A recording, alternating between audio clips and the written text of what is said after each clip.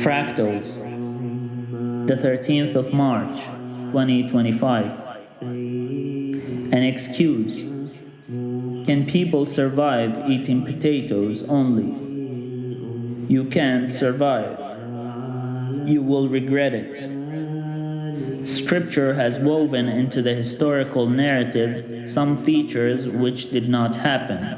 Sometimes the event is an impossibility. Sometimes, though possible, it actually did not happen. Sometimes only a few phrases, which are not true in the bodily sense, are inserted. Sometimes more.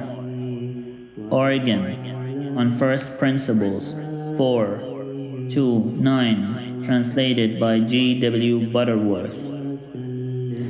One example Oregon gives is the claim in Genesis chapter 3:8 that God walked in the garden in the cool of the day, as though the Creator were anthropomorphic. Or again, he says that it would have been physically impossible for Jesus to see all the kingdoms of the earth from the top of a mountain, as Matthew chapter 4:8 states. Why would Jesus not be shown these kingdoms as in Revelation, to be shown a vision of the kingdoms rather than the whole kingdoms in physical plain sight? لا يعرف الله إلا الله مهما سعيت فلن تعرف الله المعرفة التي يستحقها. But he created everything in order to be known by his creation. Why should I believe in your God? It doesn't matter. Worship whatever you worship. It is ultimately to my God that you will be gathered. The 14th of April, 2025. Fractals. God sees the ending from the beginning, which means that whenever God intervenes in the world, he knows what will happen in the world after his intervention. He sees the world from beginning to end without gaps.